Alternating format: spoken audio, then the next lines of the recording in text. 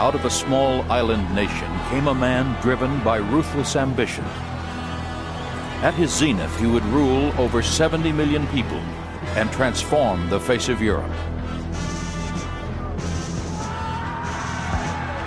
Warrior, emperor, despot, he rode the tiger of revolution to become one of the most admired and reviled men in history, Napoleon Bonaparte.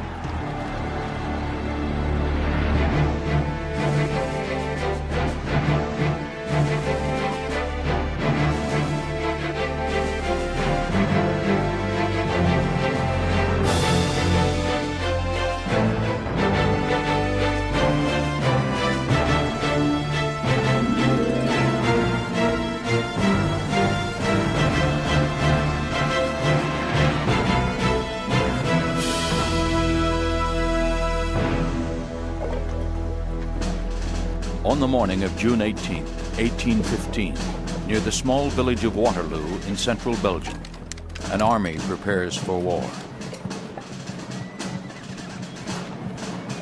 Troops move into position. Cannons are hauled into place. The stakes are high. Napoleon Bonaparte is rolling the dice one last time in a bold bid to regain his former glory. Before the day is out, he will know if he's destined for triumph or oblivion.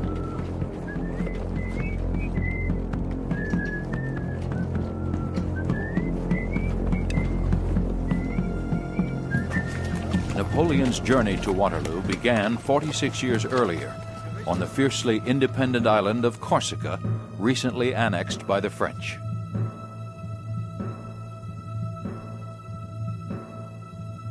Born in August 1769, Napoleon was the second of 8 surviving children.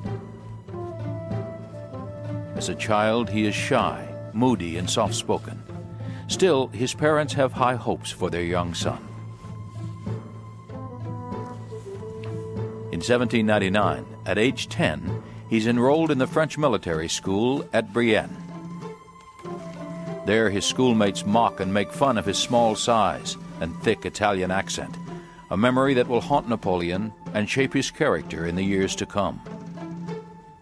Still, he shows a talent for leadership and for organizing war games.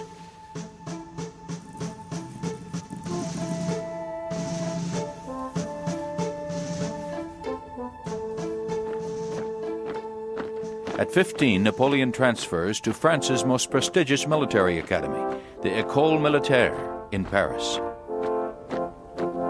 A year later, he graduates 42nd in a class of 56.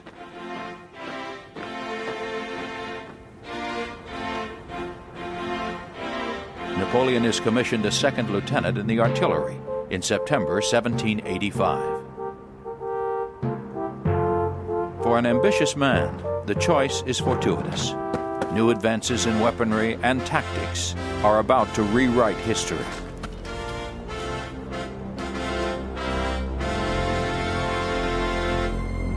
Already an expert in maneuvering field guns and commanding a detachment, Napoleon will show a genius for pitting the firepower of cannons against the manpower of an army. He plans to use his skill to drive the French out of his native Corsica until a much larger drama overtakes him. The first wave of revolution sweeps through France, and one of the great debates of the age, monarchy versus democracy. On one side sit a privileged few, living in the lap of luxury as they have for centuries. Noblemen and aristocrats are indifferent to the suffering of thousands of their countrymen who've died of poverty and starvation. On the other side, philosophers like Jean-Jacques Rousseau are spreading radical new ideas about human rights and rallying around the cry, liberty, equality, fraternity.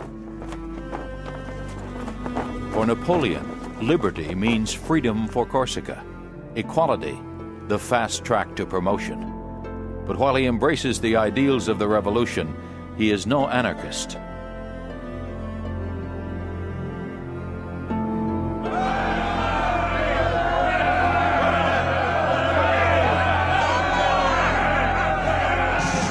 August 10, 1792, anger in the streets boils over. A mob invades King Louis XVI's palace. With them march sections of the Paris National Guard. From the beginning, it is obvious blood will flow, and Napoleon is there to witness it.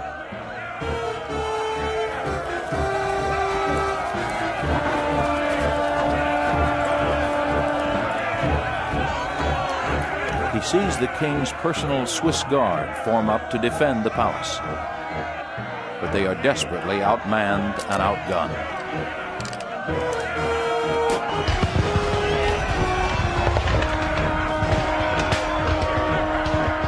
Louis and his wife, Marie Antoinette, are dragged away to prison.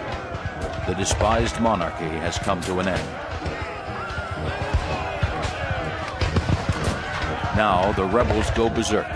Venting generations of hatred, they mutilate the corpses of the Swiss Guard, cutting off their ears and genitals.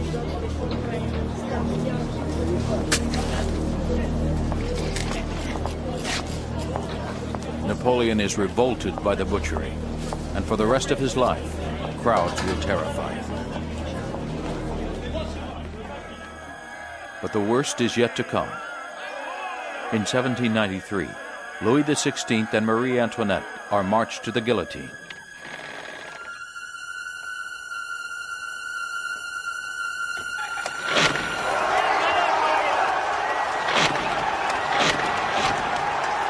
Their deaths unleash a tidal wave of blood. Over the next year, during the Reign of Terror, 250,000 people will be slaughtered. The killing triggers the new republic's first crisis, civil war. Thousands of officers resign their commissions. Seizing the opportunity for advancement, Napoleon pleads for loyalty to the government and the revolution. Fraternité, égalité, liberté. His allegiance will not go unnoticed. By the summer of 1793, France is at war with itself and most of Europe. For months, the government has been trying to eject French royalists and 18,000 combined Spanish and British troops from the great naval arsenal at Toulon. Napoleon is in command of the artillery. Nous sommes ici. Contre l'ennemi, les Anglais, ici. But his superiors are skeptical when he maps out an unorthodox plan to lay siege to the harbor instead of the town. He proposes to use land-based artillery to pound the British ships with hot shot, preheated cannonballs turned into flaming incendiaries.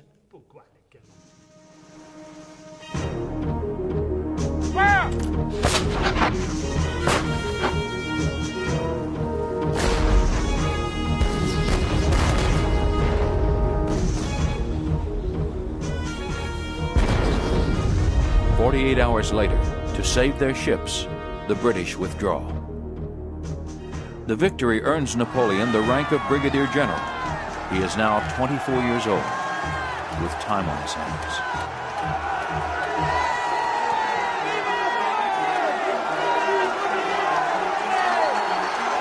He will not be summoned again until October 1795, when 30,000 royalists, fed up with the new regime, stage a coup.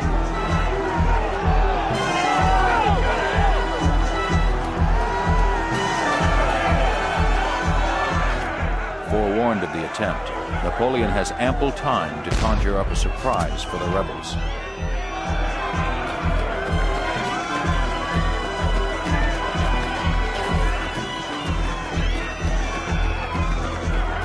As they surge forward, he rakes them with what he calls a whiff of grape shot, clusters of small iron balls fired at point-blank range. Scores die instantly. Hundreds more retreat, stunned by Napoleon's cold-blooded attack. For the smug young general from Corsica, his shocking performance this day is only the beginning.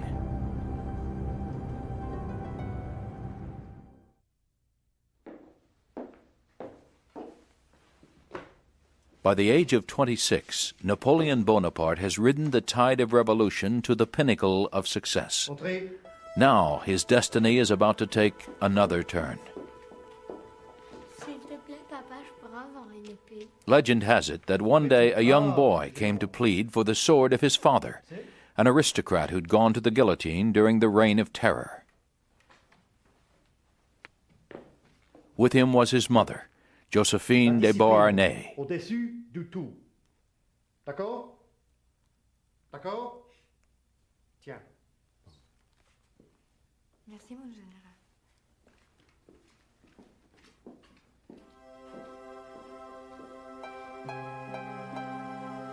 More likely, Napoleon met Josephine through a fellow officer, one of Josephine's many lovers.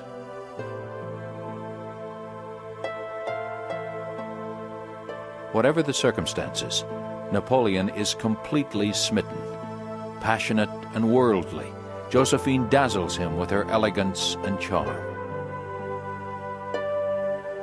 Against the advice of her lawyer, who thinks Napoleon has nothing to offer but his cape and sword, she agrees to marry him.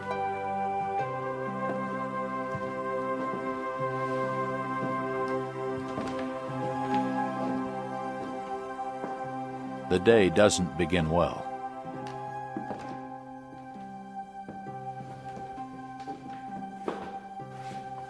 Napoleon is 3 hours late for his own wedding.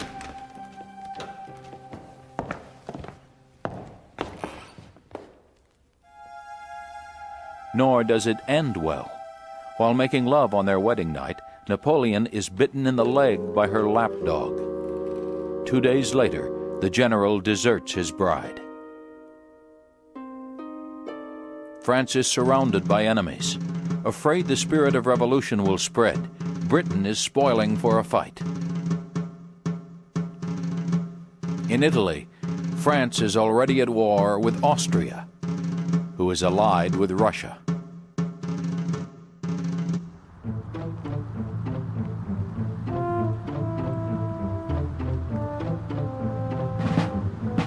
Two weeks after his wedding, Napoleon arrives in Italy to find an army of 37,000 men in tatters.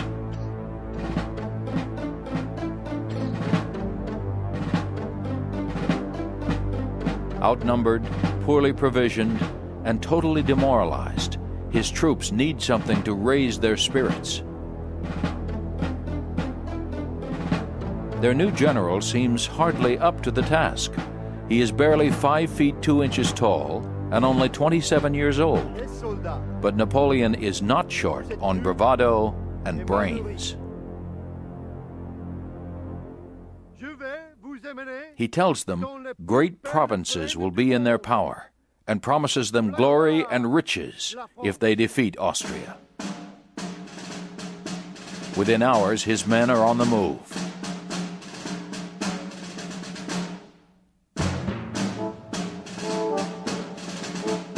With few supplies to slow them down, they march with lightning speed through Italy. To assure a string of victories, Napoleon adopts an unconventional strategy. Strike the first blow at the enemy's center, then attack its flanks. His success earns him admiration and a nickname, the Little Corporal. In village after village along the way, Napoleon plants trees of liberty, living symbols of the revolution taking root throughout Europe.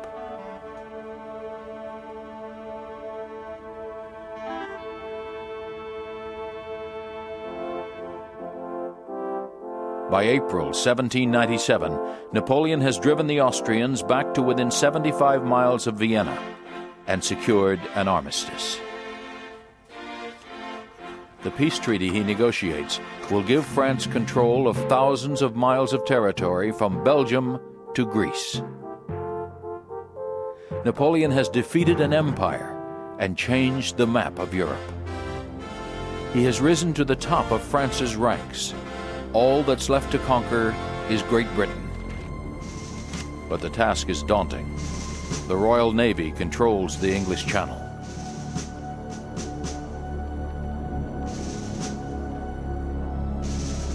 Not wanting to risk disaster, the French dredge up an old plan for invading Britain indirectly. In July 1798, 35,000 soldiers sail not for England, but for the land of the Pharaohs. Egypt is the center of Britain's Mediterranean trade and the stepping stone to India. Amid the grandeur of the ancient past, Napoleon is conscious of his own place in history. He tells his troops to remember, "You have 40 centuries looking down on you." To the Ottoman Turks who rule Egypt, the French are infidels. In the shadow of the pyramids, they declare a holy war.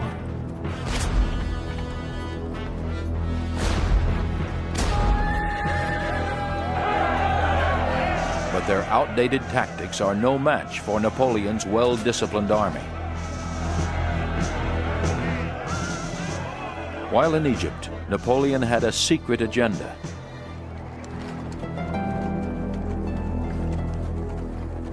"500 artists, engineers, and scientists set out to discover and record all they can of the treasures of ancient Egypt. Among them is the Rosetta Stone, the priceless key to deciphering the hieroglyphs and the history of the pharaohs." But despite its considerable allure, Egypt proves a deadly trap. 4 months after Napoleon's arrival, England's Admiral Horatio Nelson corners the French fleet on the Nile and destroys it.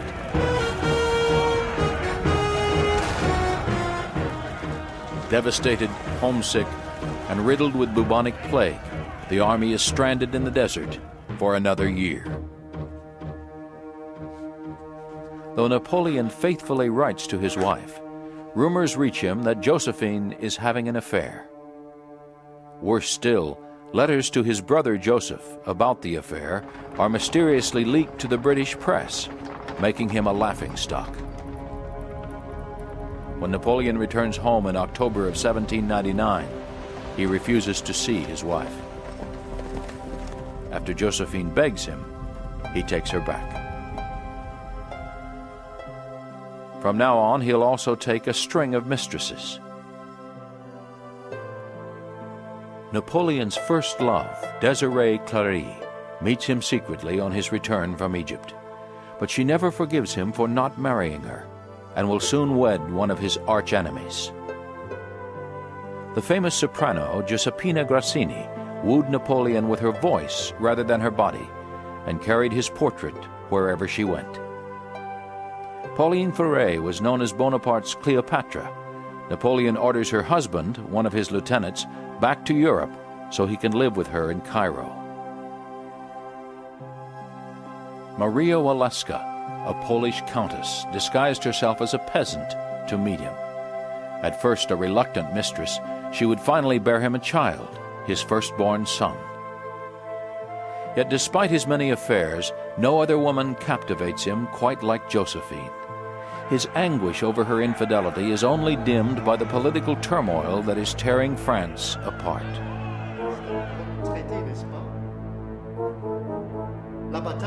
Napoleon's old allies, including his brother Lucien, stage a coup.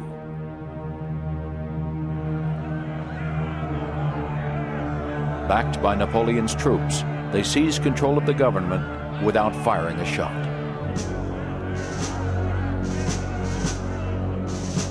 Within a month, the ideals of the French Revolution will be swept away, and the leadership of France will fall on the shoulders of one man.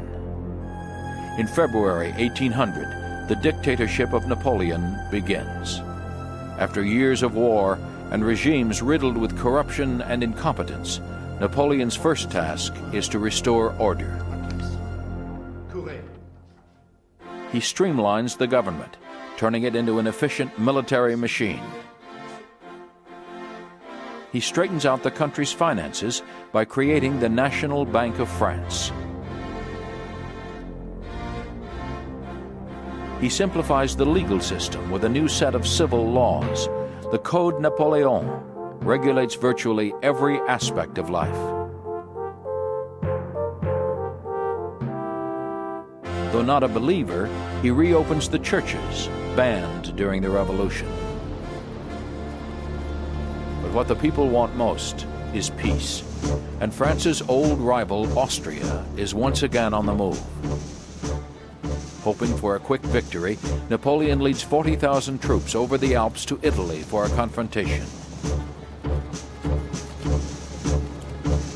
The Battle of Marengo soon turns into a fiasco.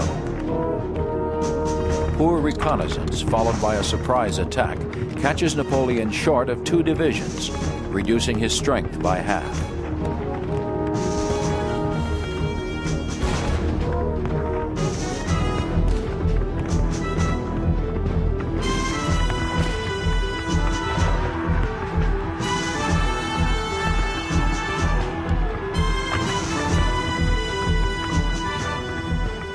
The French barely escaped defeat, but in his dispatches to Paris, Napoleon distorts the truth. He calls it a crushing victory. Later, he will rewrite history and elevate the Battle of Marengo to the realm of legend. Napoleon had delivered on his promise to bring peace to France through victory. In 1802, a grateful nation appoints him head of state for life. A vote is taken to replace the Republic with an empire modeled after Charlemagne's 1,000 years earlier. Now Napoleon is only a step away from a throne. On December 2nd, 1804, at the Cathedral of Notre Dame in Paris, the coronation is held. Dressed in the sumptuous cloak of royalty, Napoleon has brought Pope Pius VII from Rome to preside. But at the crucial moment, Napoleon astounds the Pope by taking the crown out of his hands and placing it on his own head.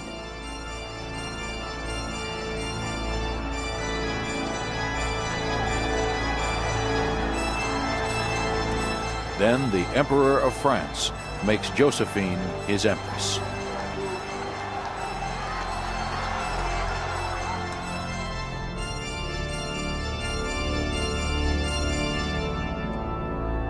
But not everyone is happy. His mother refuses to attend the coronation. Beethoven, a longtime admirer, scratches Napoleon's name from the dedication to his Third Symphony.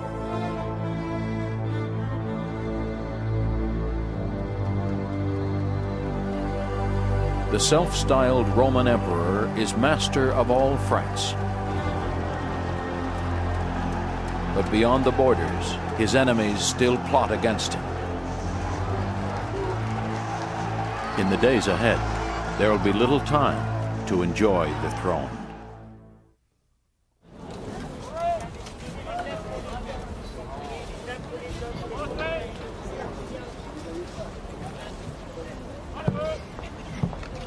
Even before Napoleon's coronation, France was again at war.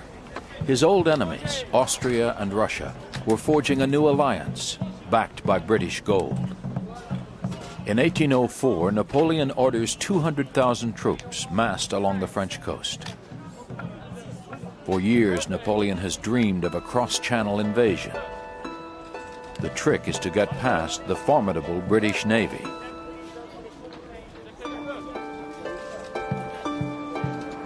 100 years ahead of his time, Napoleon seriously considers tunneling under the Channel and using hot air balloons to transport his troops.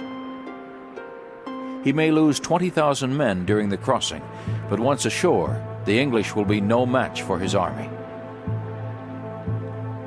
Alarmed by the threat of an invasion, England's Prime Minister William Pitt encourages Napoleon's enemies to converge on the Rhine. In August 1805, Austria and Russia advance on French Bavaria. To forestall an attack, Napoleon abandons his plans to invade Britain. Instead, he marches his troops from the Channel to the Danube River and renames them the Grande Armée. His goal is to stop the Austrians before they link up with the Russians. On October 20th, Napoleon surrounds the town of Ulm and captures 57,000 men without firing a shot. By now, the French are exhausted, and the Russians are closing in. But for Napoleon to halt or retreat is unthinkable. He is determined to lure his foes into a decisive battle. Near the small town of Austerlitz, he sets a trap.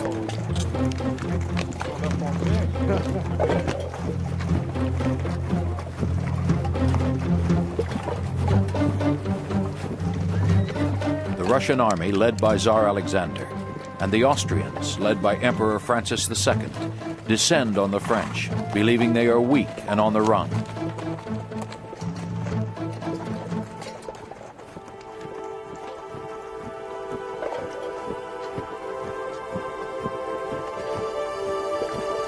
But Napoleon is confident. He tells his staff, "Before tomorrow night, this army will be mine." In a flash of genius, he orders his troops to evacuate Austerlitz and the surrounding plateau at dawn.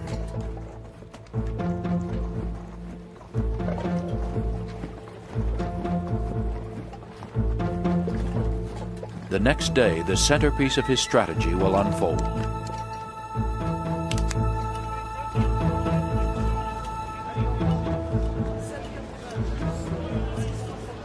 The eve of the battle coincides with Napoleon's first anniversary as emperor, and his troops stage an impromptu celebration.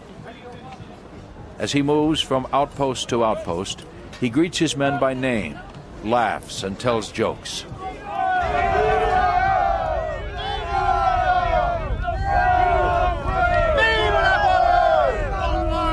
Soon, thousands are lighting torches, the now famous bivouac fires of Austerlitz, and cheering "Vive la France."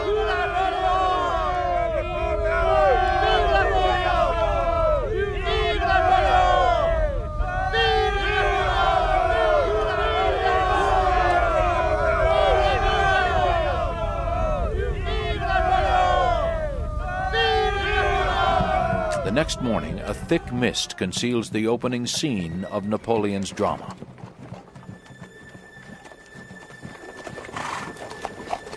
Then, as the sun rises and the fog lifts, the Russians see the French leaving.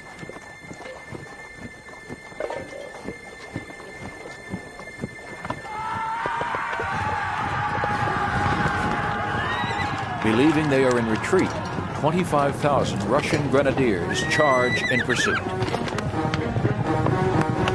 In front of them is a hill, which masks the main body of Napoleon's army. As soon as the Russians hit the flats, Napoleon unleashes his troops, cutting his bewildered enemy in two.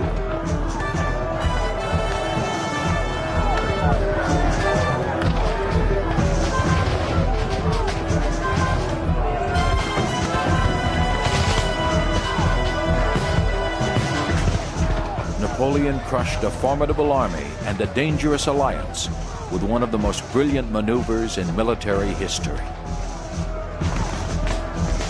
But in a letter to Josephine, he's uncharacteristically humble. "I have defeated the Russian and Austrian army commanded by two emperors," he wrote. "I am a little tired." For Napoleon, there will be no rest. Word has reached him that 6 weeks earlier, off the Spanish coast at Cape Trafalgar, Admiral Nelson attacked the French fleet, knocking half their ships out of commission.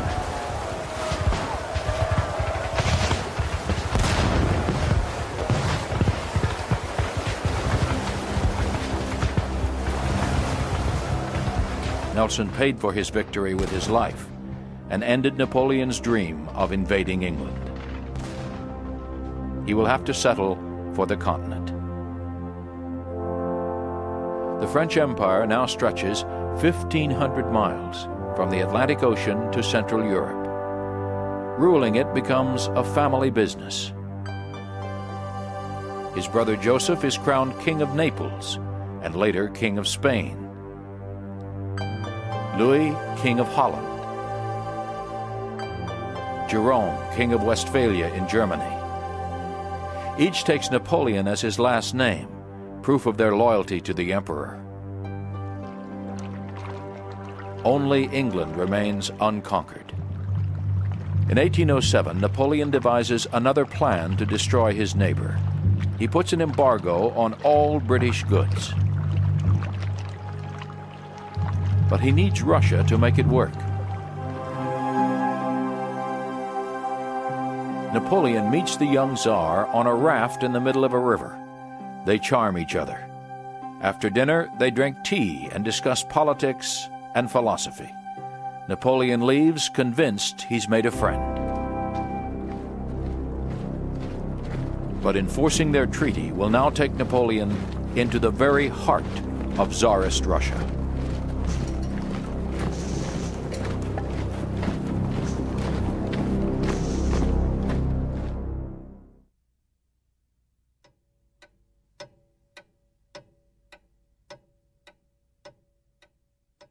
By age 40, Napoleon Bonaparte's empire has reached its zenith. He controls the destiny of 70 million people by force of will and personality. But without an heir, the empire is doomed. His only son, by Maria Waleska, is illegitimate.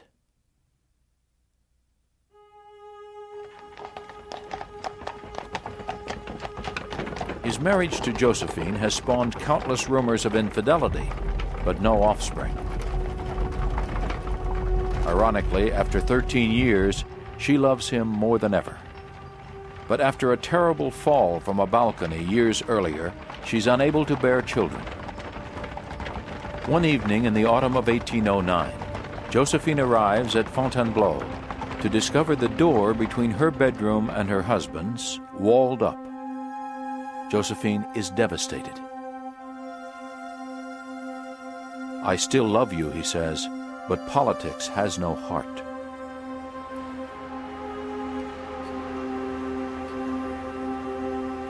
Josephine was Napoleon's lucky charm. With her replacement, the great niece of Marie Antoinette, his luck will turn. In April 1810, Napoleon marries Marie-Louise, the pretty 18-year-old daughter of his former enemy, the Emperor of Austria. Within a year, she gives birth to a son. Overjoyed, his father dubs him the King of Rome. His birthright will be a capital worthy of an empire. Paris, Napoleon decrees, will be something fabulous and unprecedented. He commissions 3 new bridges over the Seine and 2 new monuments.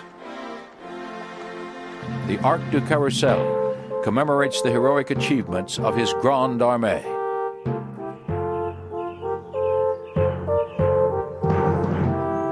The Musée Napoléon in the Louvre houses all of the art treasures amassed during his campaigns.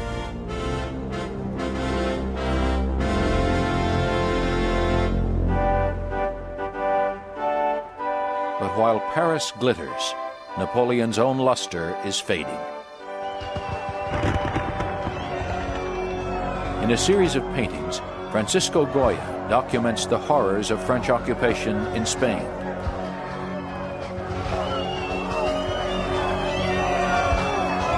In Paris, discontent is also growing. Feeding Napoleon's ambitions has cost France untold millions and an appalling number of lives. Now many believe the price is too high. After several assassination attempts, the pressure is mounting. For Napoleon, winning becomes an obsession. When he plays chess with his friends, he cheats.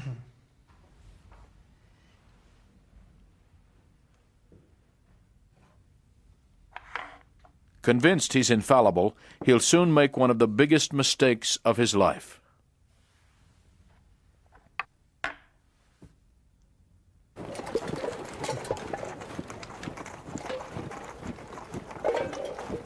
On June 23, 1812, Napoleon leads the largest army ever assembled in Europe across the Niemen River into Russia.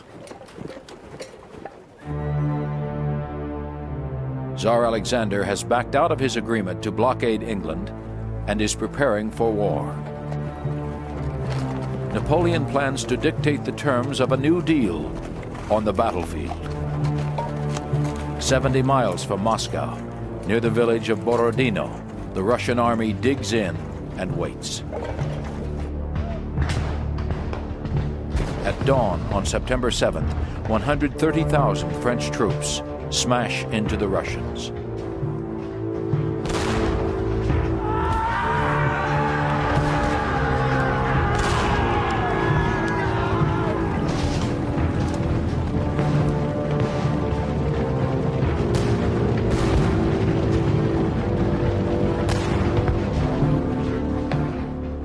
Finally, exhausted, the Russians withdraw.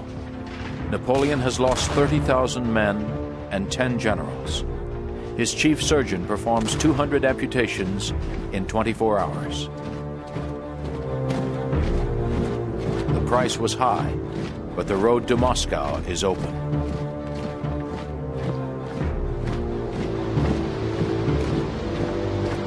When Napoleon arrives, he finds the city deserted.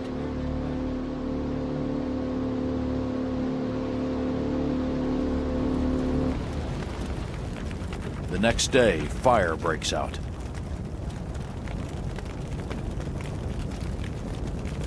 Two-thirds of Moscow is destroyed by arsonists. For 5 weeks, Napoleon waits for the Tsar to surrender. But Alexander has a cunning scheme of his own. The Russian winter is closing in. His food supplies dwindling, Napoleon bitterly orders the long march home. Now the Russians launch their cruelest attack. They hound the French, forcing them back down the road to Borodino, past the bloated corpses of their comrades.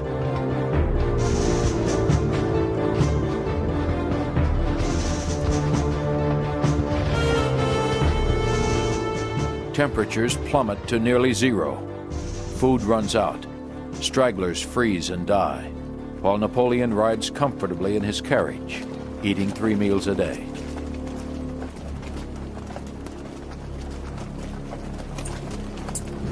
For the French, the campaign becomes a race to the Berezina River, which means Poland and safety. But the Russians get there first.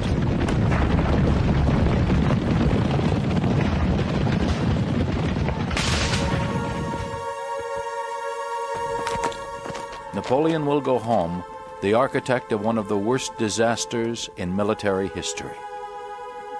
His once grand army is in ruins. His empire is crumbling.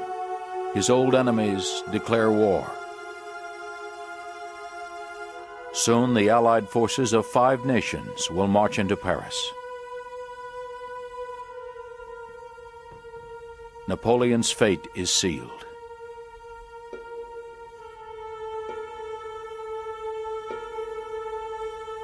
Life is unbearable for me, he tells a comrade. In his darkest hour, he contemplates suicide and asks his doctor to concoct a poison. The poison is strong enough to kill 2 men. But his body rejects it. Napoleon had wanted to leave life. Now instead, he must leave France.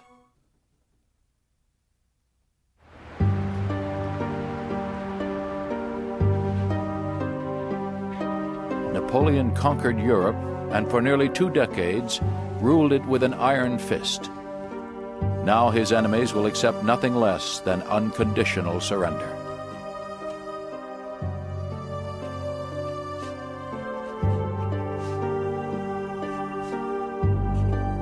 On April 6, 1814, a humiliated emperor abdicates.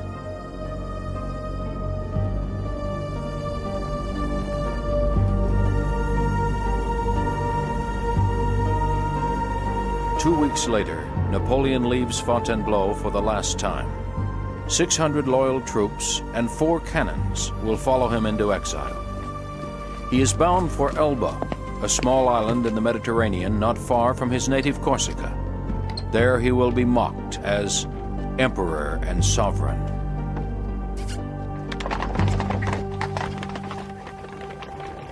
Napoleon's departure signaled a return to monarchy and the dark days before the Revolution.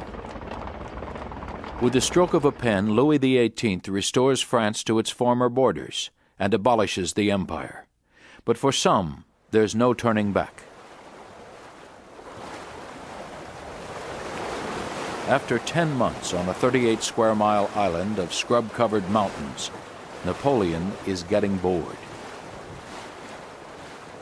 By early 1815, word reaches him that much of France, including the military, would cheer his return. Though it's a long shot, Napoleon can't resist the opportunity to recover his old glory. In March, he escapes from Elba, aboard a boat disguised as an English brig, and makes a dash for Paris. Along the way, every regiment sent by the king to arrest him joins him. When the news reaches the palace, Louis flees. Now the people openly embrace their former emperor.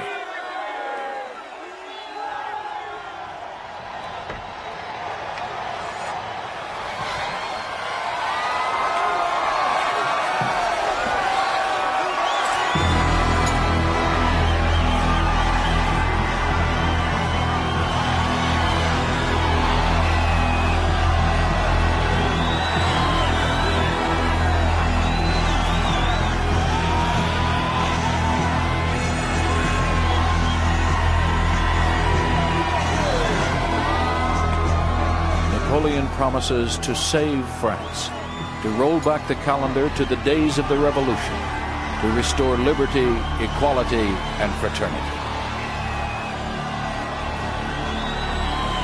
Meanwhile, in Vienna, Napoleon's enemies have been busy carving up his empire. When news of Napoleon's return reaches them, they officially declare him an outlaw.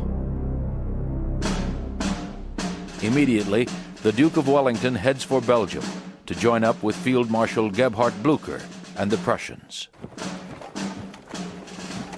Although they outnumber Napoleon almost 2-1, Wellington is too smart to underestimate his opponent. Having Boney in command is worth 40,000 men, he remarks. Napoleon has 2 choices: stand and defend Paris, or head east and drive a wedge between the English and the Prussians.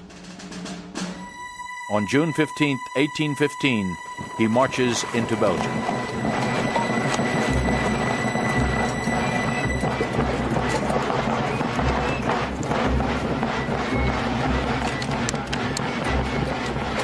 The next day, Napoleon attacks the Prussians on 2 fronts.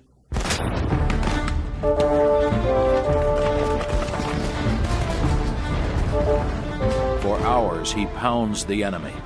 But with his army thinned out, he can't clinch a victory.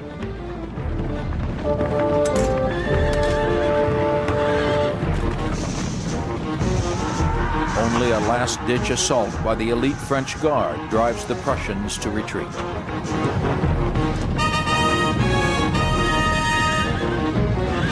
That night, they head north to join Wellington, near the village of Waterloo. On the 18th, the French and the British face each other along a 3-mile ridge. Napoleon's plan is simple and familiar. Open with a bombardment, then attack Wellington's center.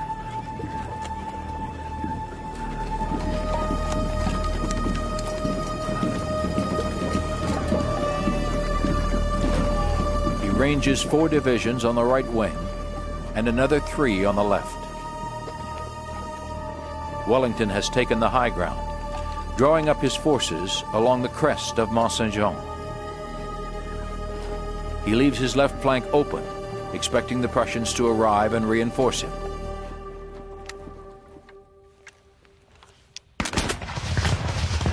At 11:30 a.m., Gunfire signals the beginning of the Battle of Waterloo.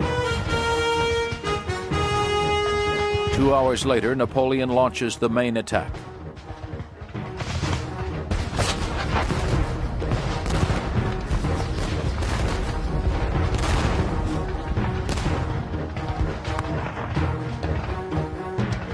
But his men line up in an outdated formation that presents Wellington with a perfect target.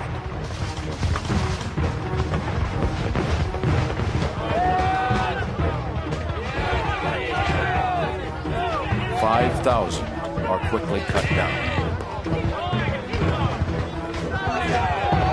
Meanwhile, the Prussians are getting closer and closer. Napoleon has no choice but to hurl every last man at Wellington before they arrive. The first assault fails. Then his commanders order a cavalry charge.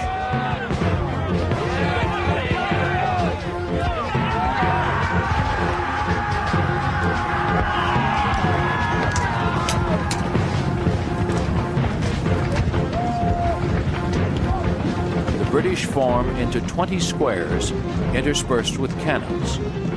For the next 2 hours, waves of French cavalry break and die on the British lines.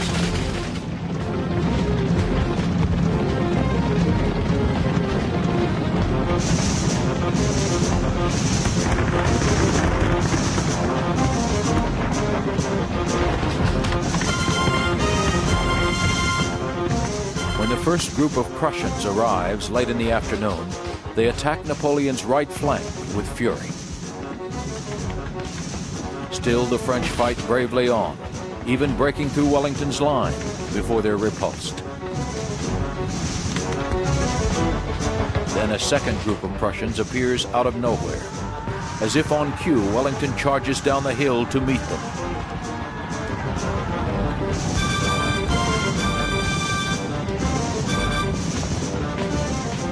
Stunned and terrified, Napoleon's army collapses.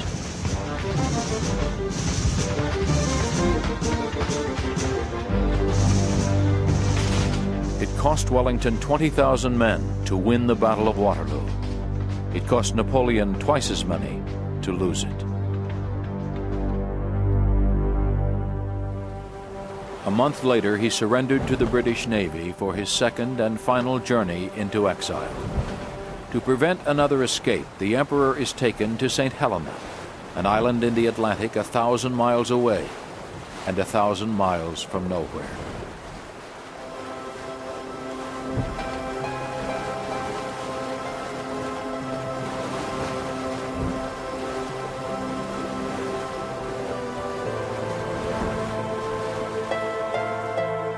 Napoleon did not like Longwood, his home on St. Helena. A small wooden house converted from a cattle shed. It sits on a plateau where it can be watched from a nearby military camp. Patrols constantly crisscross the island. Napoleon cuts spy holes in the shutters so he can see without being seen. He complains to his jailers that he's an emperor, not a prisoner of war, but the British refuse to acknowledge his title.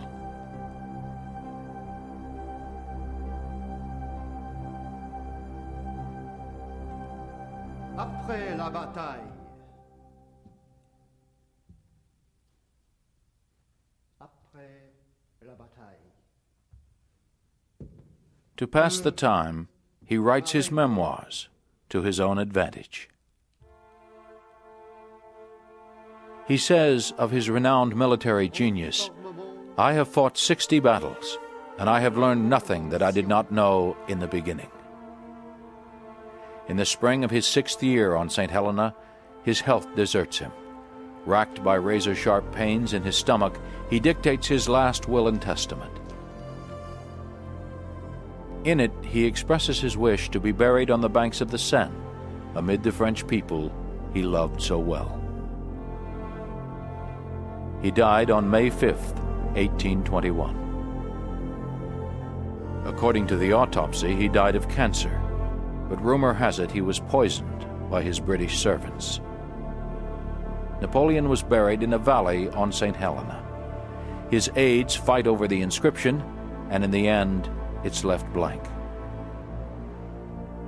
19 years after Napoleon's death, King Louis-Philippe petitioned England to return his remains to France. Today he lies in state at the military church Les Invalides in Paris, a fitting tribute to an extraordinary man.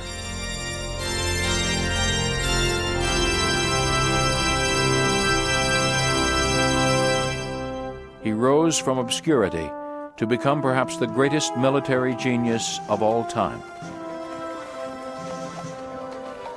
He marched an army of 500,000 men, 1,000,000 miles, and conquered a continent. He dragged a beleaguered nation out of revolution and transformed it into an empire. Passionate, ambitious, egocentric, he was also a visionary, a hero, a conqueror. He was Napoleon Bonaparte.